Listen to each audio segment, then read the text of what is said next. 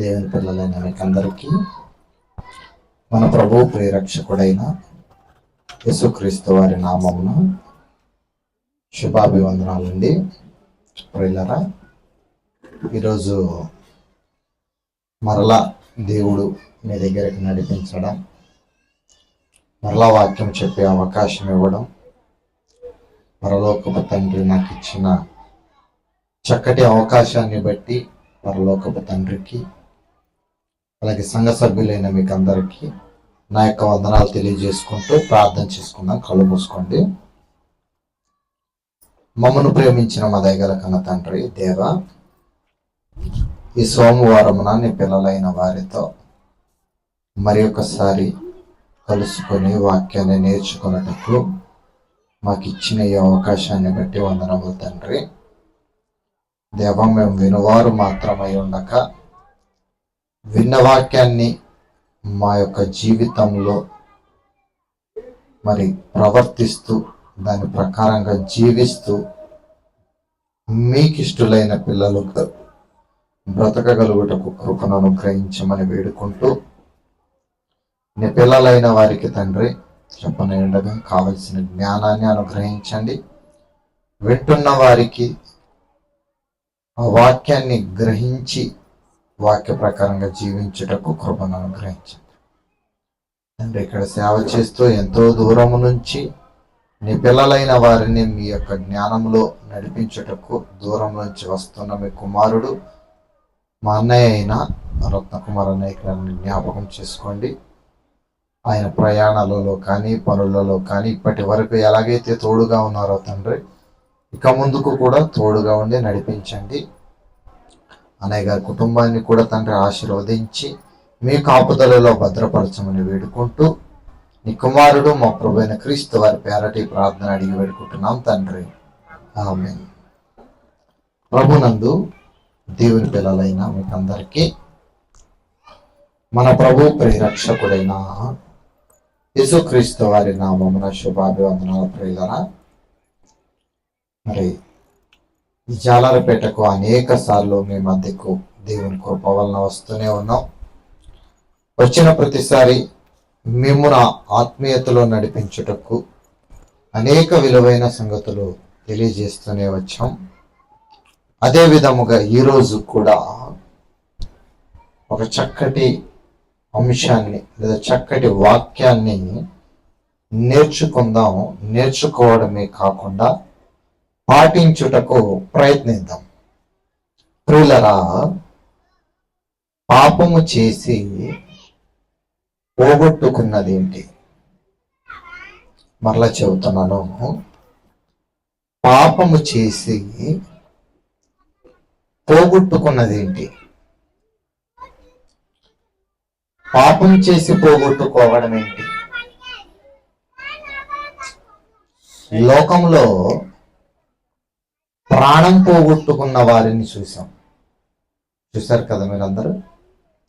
లోకంలో ప్రాణం పోగొట్టుకున్న వారిని చూసాం, ఆస్తి పోగొట్టుకున్న వారిని చూసాం, పేరు పోగొట్టుకున్న వారిని చూసాం.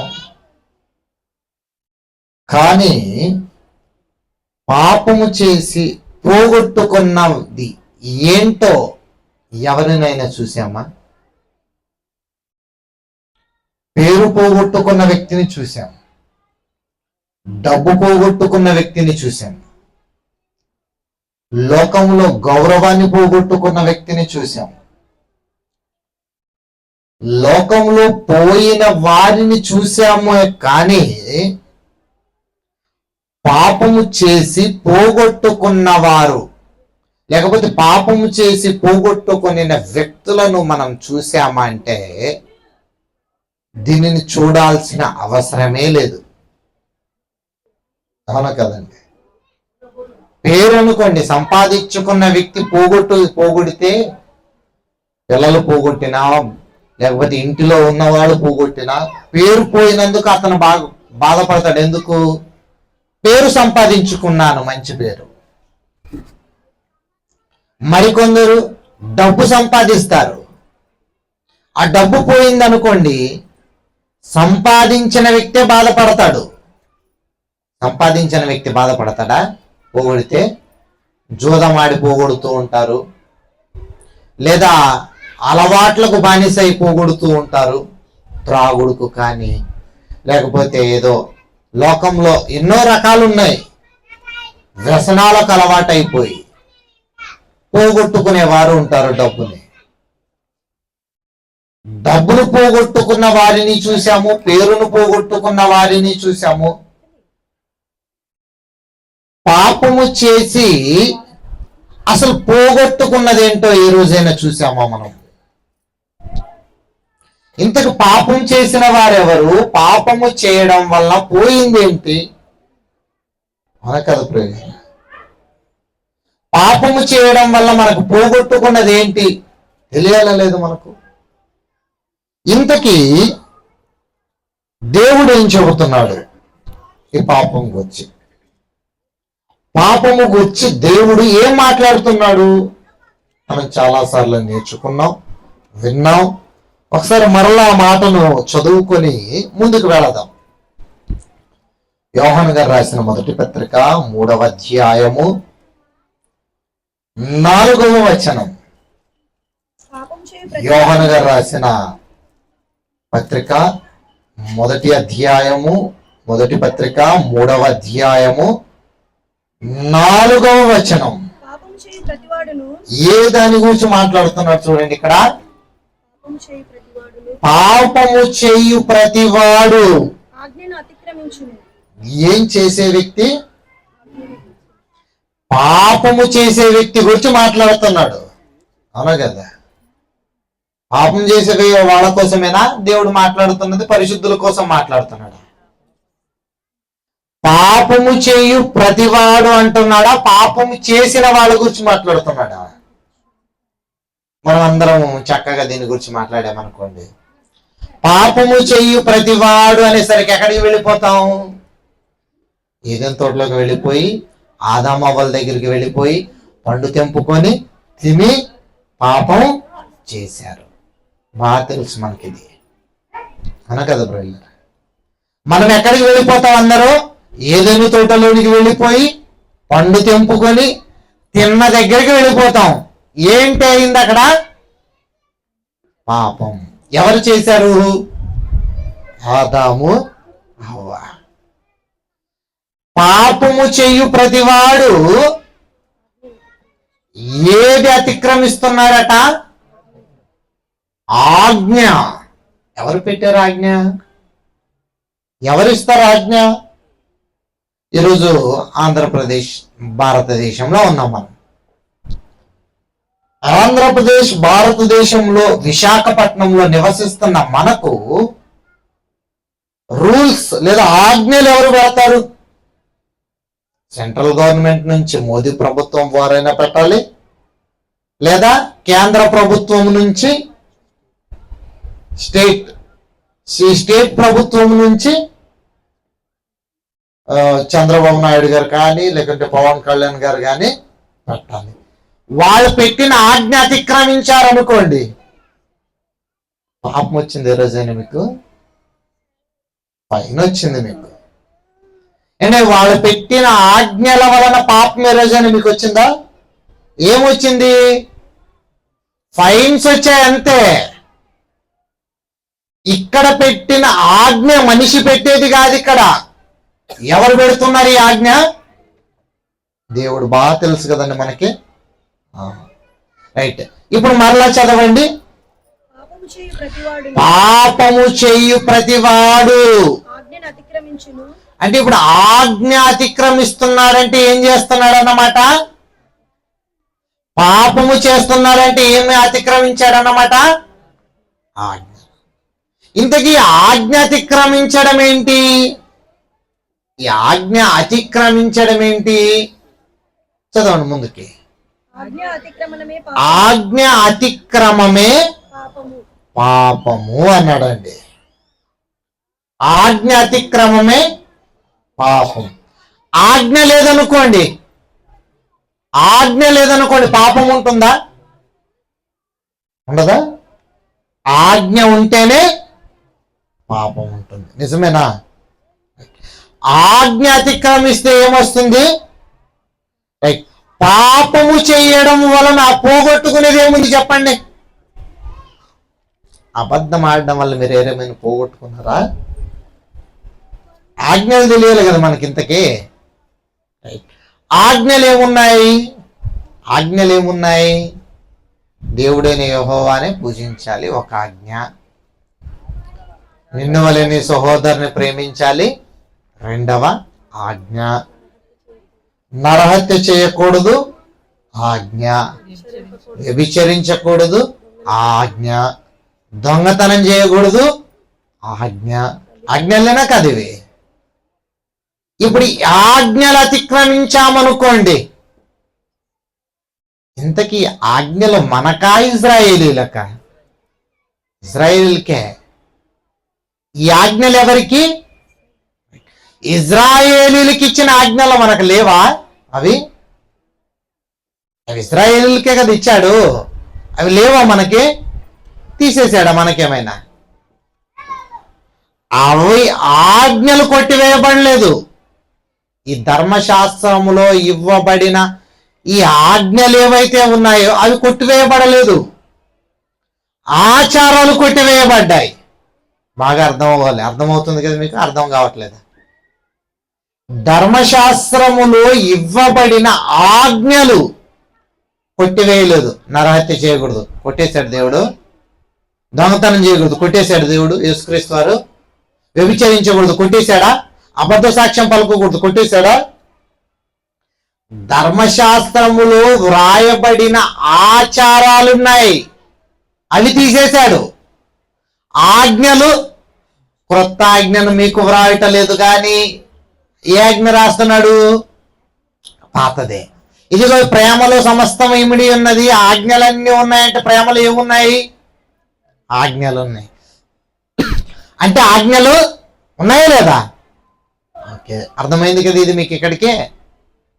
ఇప్పుడు ఆజ్ఞ అతిక్రమిస్తే ఏమొస్తుంది అన్నాడు? పాపం. ఆజ్ఞ అతిక్రమమే పాపం అన్నాడు. ఇప్పుడు పాపము చేయని వారెవరైనా ఉన్నారా?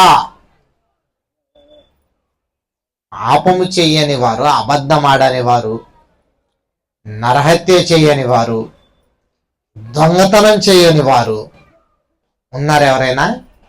ఒకరు దొంగతనం చేశారనుకోండి, ఒకరు అబద్ధం ఆడుతుంటారు.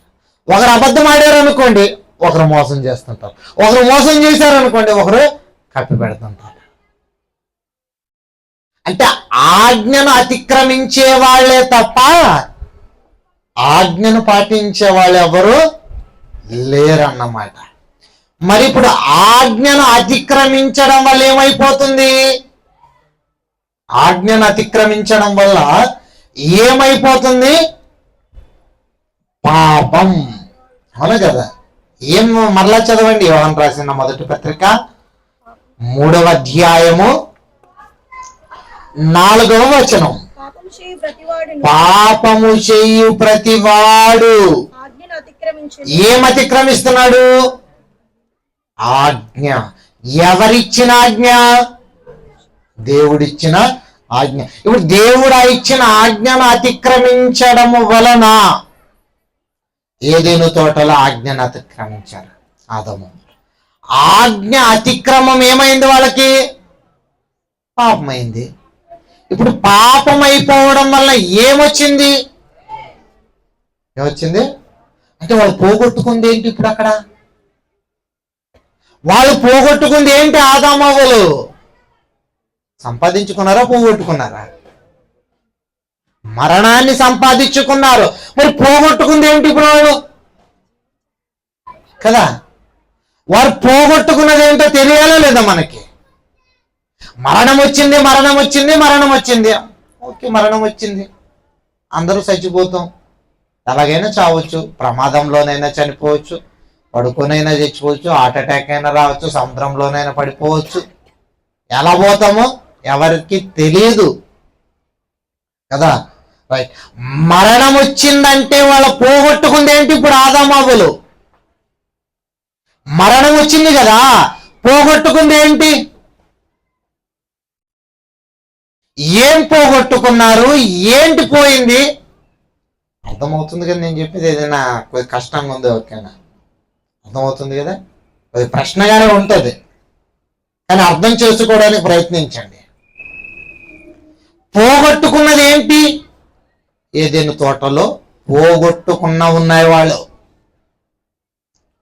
వాళ్ళు పోగొట్టుకున్నదే కాదు. మనమేమైనా పోగొట్టుకోలేదా?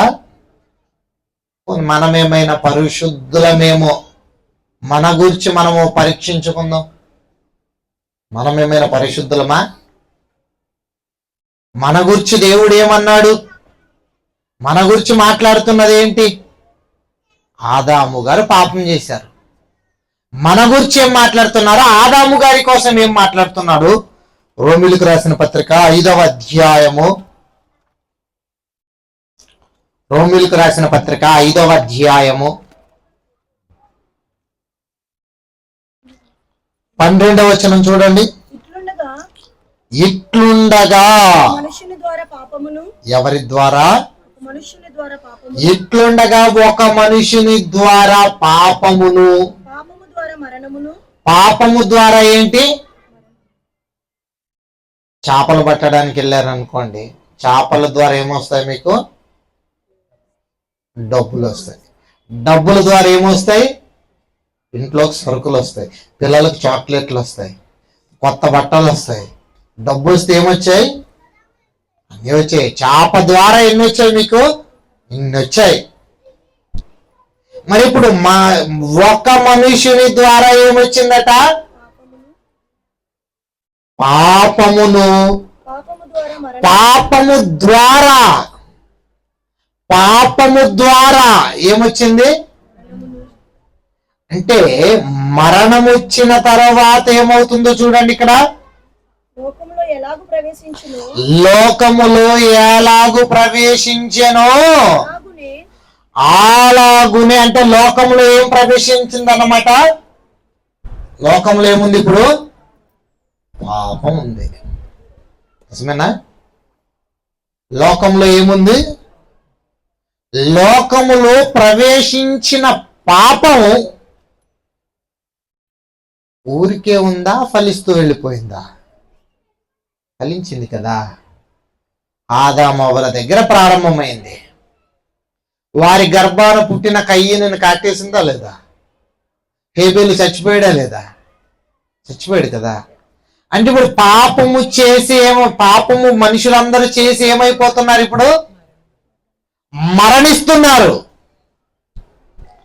పాపమే చేయలేదు అనుకోండి, పాపమే చేయలేదు,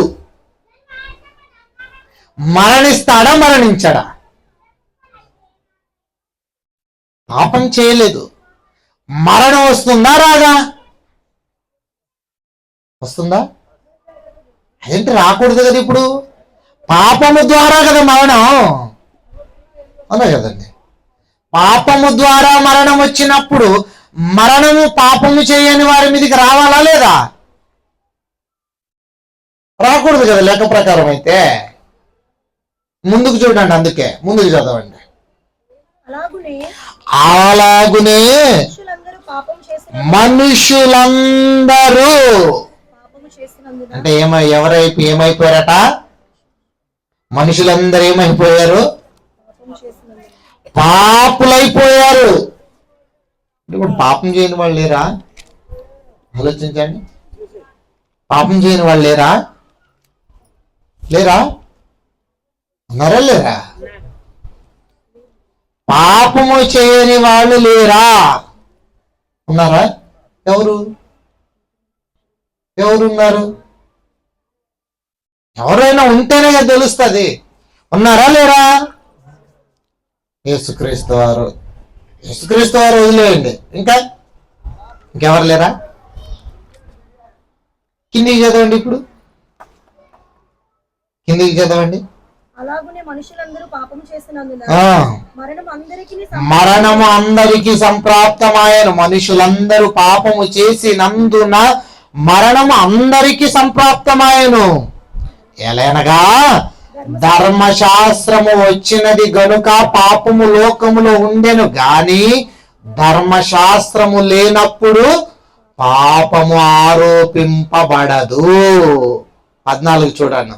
అయినను ఆదాము చేసిన అతిక్రమమును బోలి పాపము చేయని పాపము చేసిన వారి మీదన, పాపం చేయని వారి మీదన, చేయని వారి మీద కూడా పాపము చెయ్యని వారి మీద కూడా. అంటే ఇప్పుడు పాపం చెయ్యని వారి మీద కూడా ఏమొచ్చింది అన్నమాట? ఏంటండి ఇది? పాపం చేసిన వ్యక్తికి వస్తే బాగుంటది. ఎందుకు? తప్పు చేశాడు కాబట్టి, అవునా కదా? తప్పు చేయని వాడికి వేయడం ఏంటి అసలు శిక్ష? మనం అనుకోండి, తప్పు చేస్తాడండి అనేస్తారు. దేవుడు తప్పు చేస్తాడు ఎక్కడైనా? దేవుడు పాపము చేయుట, లేకపోతే దేవుడు అన్యాయము చేయుట అసంభవం. మరి పాపము చెయ్యని వారి మీద కూడా మరణమేలింది. పాపము చెయ్యని వారి మీద కూడా మరణమేలింది. మరణించారు, ఓకే. మరణించిన వారు ఏమైపోయారు? యేసుక్రీస్తు వారు ఉన్నారు. పాపం చేస్తారా? చేయలేదా? చేయలేదు కదా. పాపము చేయని యేసుక్రీస్తు వారు మరణించారా లేదా? మరణించిన ఆయన చచ్చిపోయి అక్కడే ఉండిపోయాడా, లేకపోతే మృత్యుంజయుడై పరలోకానికి వెళ్ళిపోయాడా? ఎక్కడికి వెళ్ళిపోయారు? పరలోకానికి వెళ్ళిపోయారు, అవునా కదా? యేసుక్రీస్తు వారు ఎక్కడున్నారు ఇప్పుడు? తండ్రి కుడి పార్శ్వమున పరలోకమందు ఉన్నాడు. నిజమే కదా? పాపము చేయని వాళ్ళందరూ చనిపోయారు. చనిపోయారు లేదా? చనిపోయిన వాళ్ళు పరలోకం వెళ్ళారా? ఎవరైనా అడిగారు అనుకోండి, ఏం చెప్తారు మీరు? నేను పాపము చేయని వాళ్ళ మీద కూడా మరణమేలేనని ఉంది కదా. మరణమేలినప్పుడు, లేకపోతే పాపము చేయడం వల్ల పోగొట్టుకుంది ఏంటి, పాపము చేయని వారు పొందుకున్నది ఏంటి అని ఎవరైనా అడిగారు అనుకోండి, మనం ఏం చెప్తాం చెప్పండి? ఇప్పుడు యేసుక్రీస్తు వారు పాపము చేయనందుకు పరలోకానికి వెళ్ళిపోతే మిగతా వారు పరలోకానికి వెళ్ళలేదు ఏంటి? ఎవరైనా మిమ్మల్ని ప్రశ్నించారు ఎప్పుడైనా? లేదు కదా. పోనీ పసిపిల్లలు పాపం చేయరు, పసిపిల్లలు పాపం లేదు, ఎందుకంటే అక్కడ మాట్లాడుతున్నది కూడా పసిపిల్లల కోసమే. పసిపిల్లలు చనిపోయారు అనుకోండి, ఎక్కడికి వెళ్ళిపోవాలి? ఎక్కడికి వెళ్ళిపోవాలి? పరలోకం వెళ్ళాలి. పరలోకం ఎవరైనా వెళ్ళారు ఇప్పటిదాకా? యేసుక్రీస్తు వారే. పాపం చేయని పసిపిల్లలు కూడా ఎక్కడికి వెళ్ళిపోతున్నారు? ఎక్కడికి వెళ్ళిపోతున్నారు? పరదేశికే వెళుతున్నారు, ఎందుకంటే పరలోకం ఎవరు వెళ్ళలేదు. మరి పరలోకానికి యేసుక్రీస్తు వారే వెళ్ళారంటే ఏంటి అసలు జరుగుతుంది? పాపం వలన ఏం జరుగుతుంది అసలు తెలియాలా లేదా ప్రియులరా? పాపము చేయడం వలన భూమి మీద ఉన్న మానవులైన వారికి ఏం జరుగుతుంది? లేకపోతే ఈ లోకంలో పాపము ఉండడం వలన పాపము చేయని వారి మీద కూడా మరణం ఏలుతుందంటే పోగొట్టుకున్నదేంటి? ఏం పోగొట్టుకున్నారు, ఏం పోగొట్టుకోలేదో మనకు తెలియాలంటే ఒక మాటను చూసుకొని ఇక్కడికి వద్దాం. యోహాను గారు రాసిన సువార్త, యోహాను గారు రాసిన సువార్త 14వ అధ్యాయము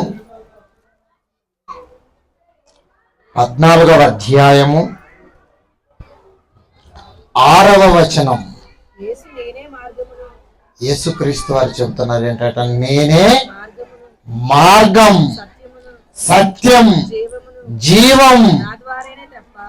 నేనే మార్గము, నేనే సత్యము, నేనే జీవము. నా ద్వారా పాపము చేసిన వారైనా పాపము చేయని వారైనా నా ద్వారా తప్ప. అంటే ఇప్పుడు పరలోకానికి వెళ్ళాలంటే పాపం చేయలేదు కదండి, పసిపిల్లలు వెళ్ళిపోవాలి కదండి. అంటే యేసుక్రీస్తు వారు ఏమంటున్నారు ఇక్కడ?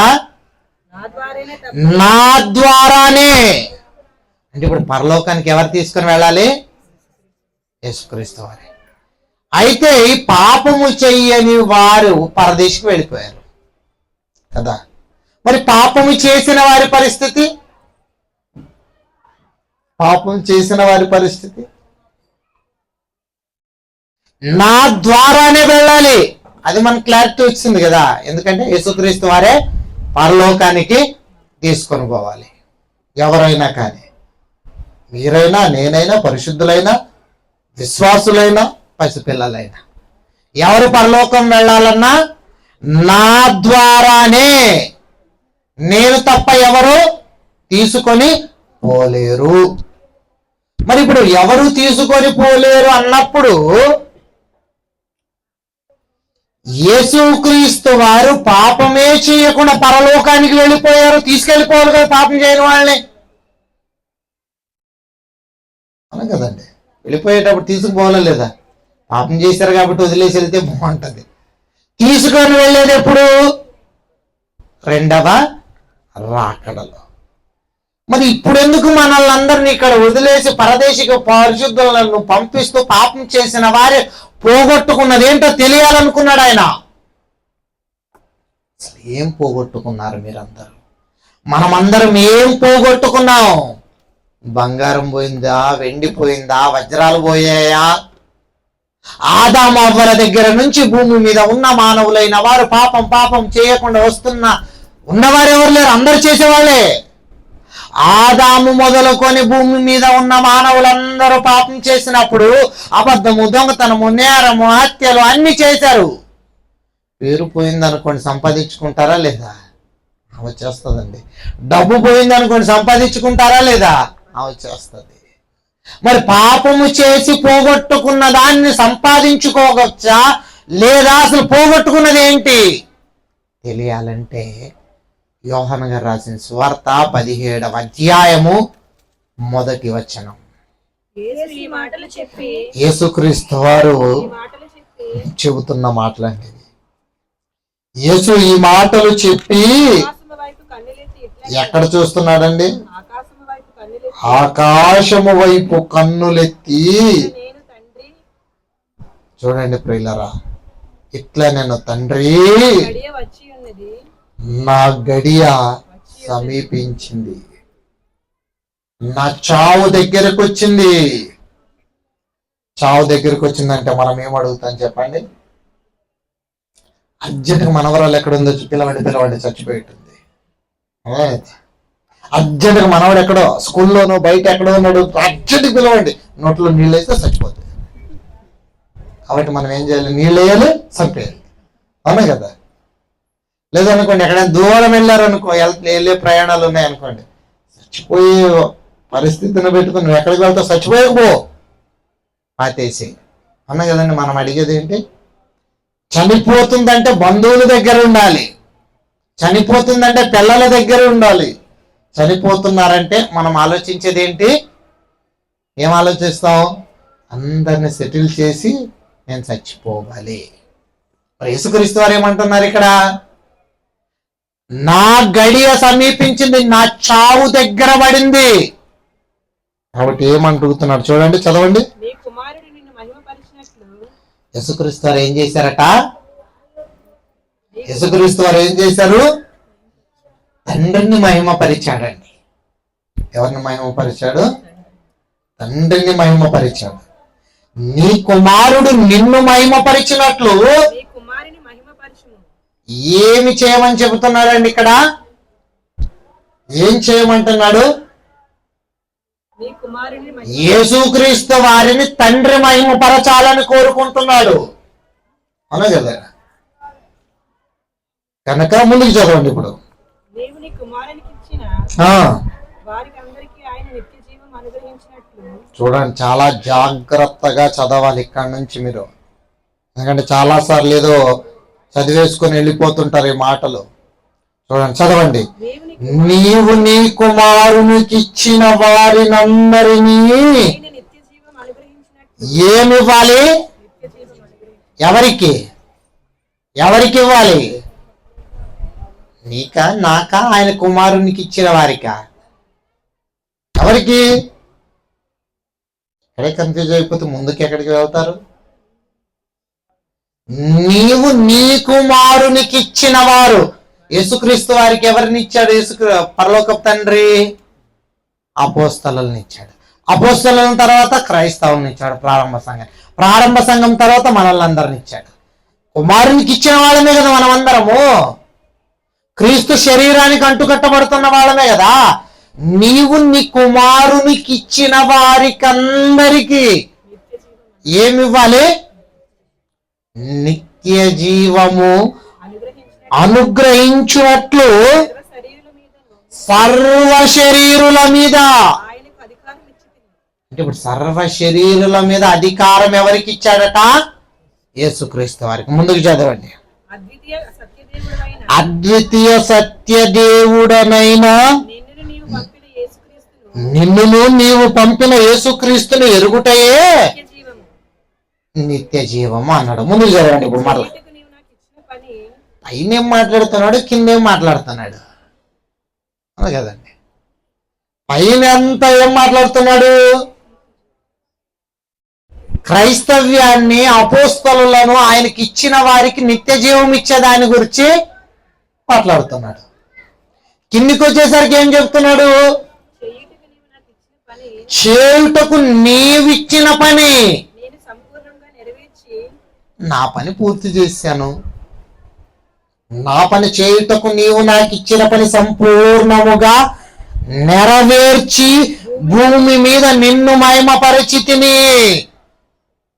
ఎవరిని మహిమపరిచాడు? ఆయన తండ్రిని మహిమపరిచాడు. కాబట్టి ఇప్పుడు తండ్రిని ఏమడుగుతున్నాడు? చూడండి, చదవండి ముందుకే.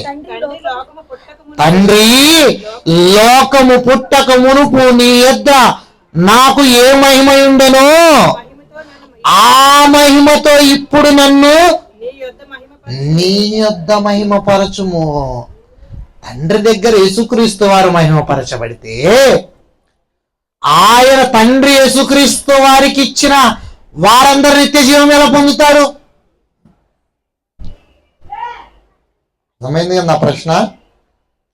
తండ్రి దగ్గర యేసుక్రీస్తు వారు మహిమపరచబడితే తండ్రికి ఇచ్చిన వారందరూ ఎలా నిత్య జీవం వెళ్తారు?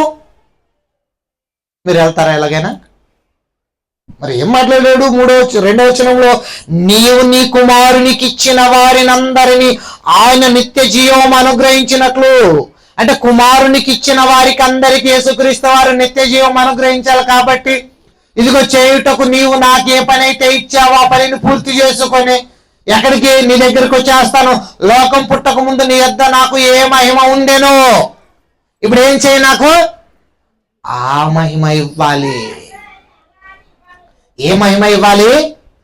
లోకము పుట్టక మునుపు నీ యొద్ద నాకు ఉన్న మహిమ ఇవ్వాలన్నాడు కదా.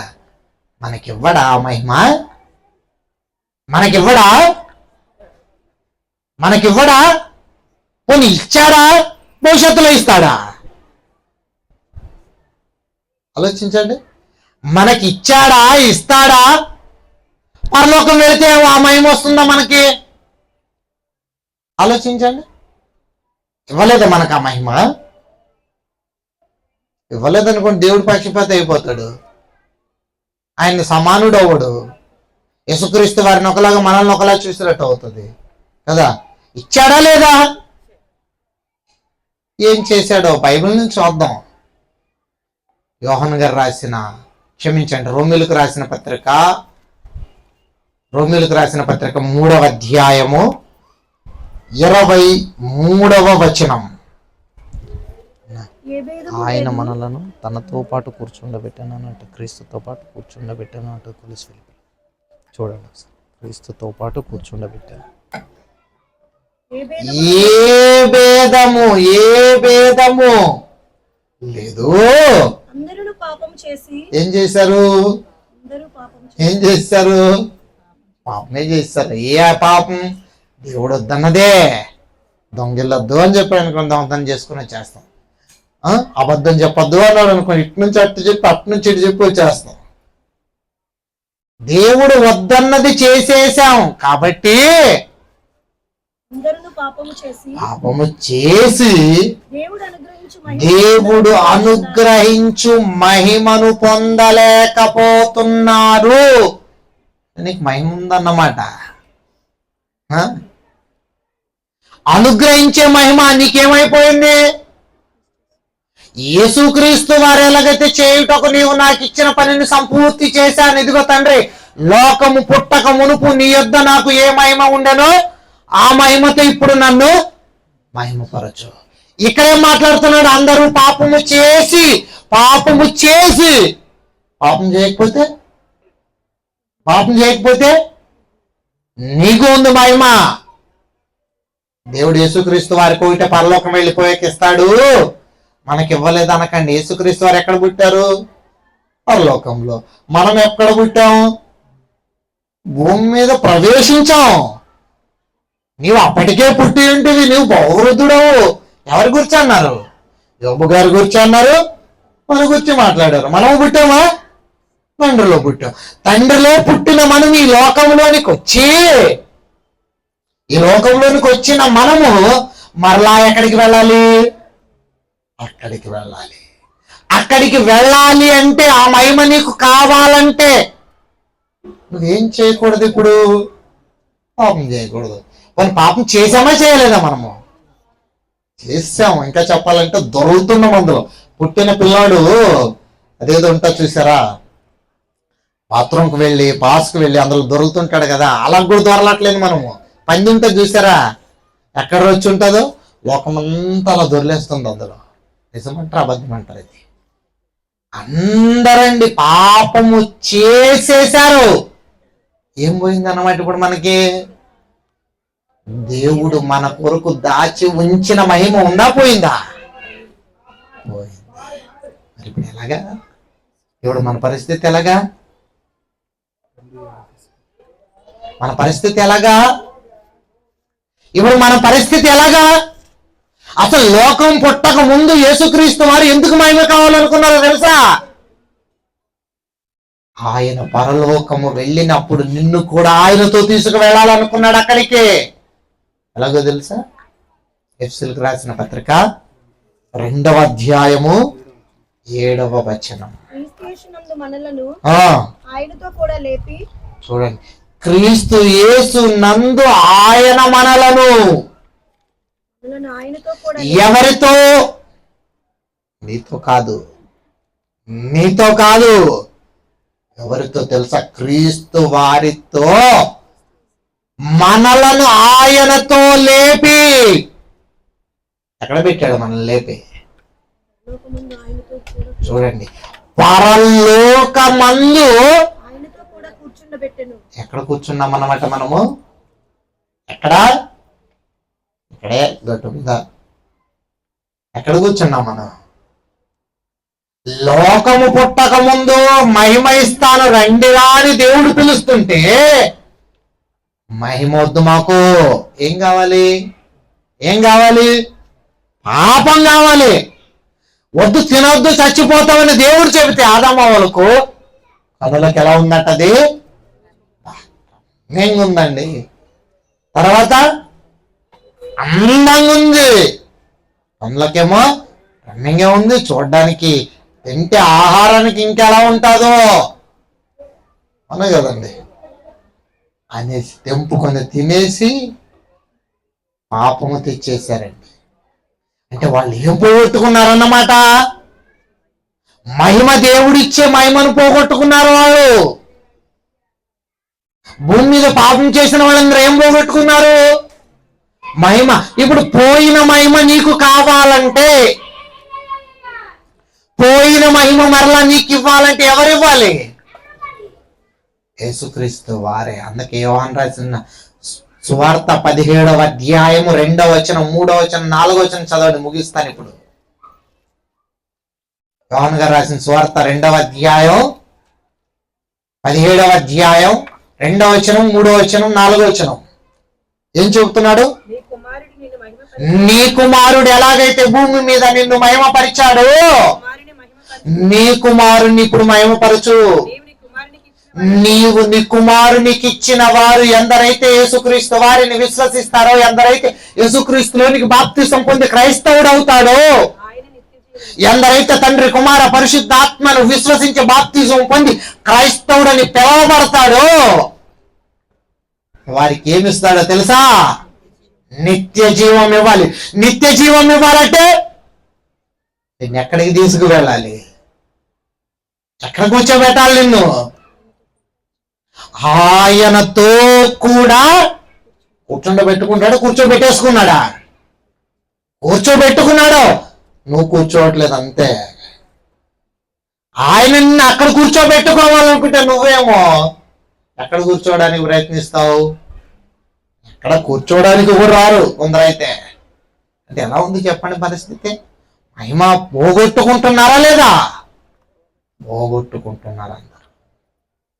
యేసుక్రీస్తు వారు తండ్రి నీ యొద్ద నాకున్న మహిమ కావాలి. ఎందుకు? నా కోసం కాదు, భూమి మీద నీవు నాకు అనుగ్రహించిన వారికి అందరికి నిత్య జీవం ఇచ్చి పరలోకం చేర్చాలి.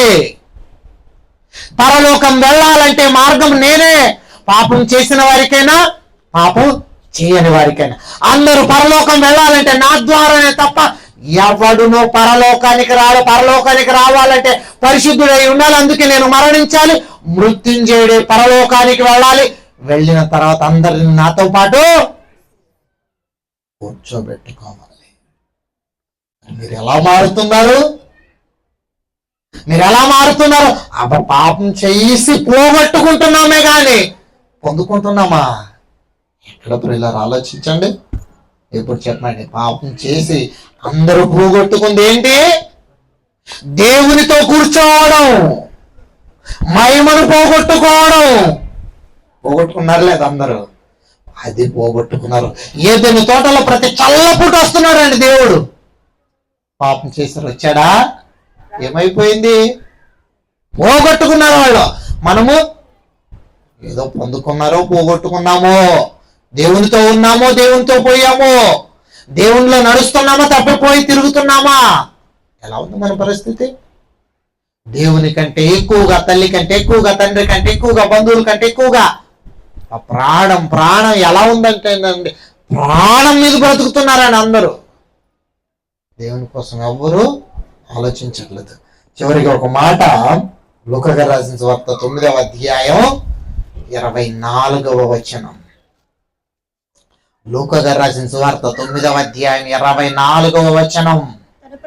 తన ప్రాణం కోసం పాపం చేసిన తప్పు లేదు, ప్రాణం కోసం అబద్ధం ఆడిన తప్పు లేదు, ప్రాణం కోసం దొంగతనం చేసిన తప్పు లేదని ప్రాణమును గూర్చి రక్షించుకోవాలనుకున్నావనుకో, పోగొట్టేసుకుంటావు. నా కోసం, సువార్త కోసం, దేవుని కోసం ప్రాణం పోగొట్టుకున్నావా? మహిమను పొందుకుంటావు. ప్రాణం పోగొట్టుకున్నావా? క్రీస్తుతో పాటు కూర్చుంటావు. ప్రాణం పోగొట్టుకున్నావా?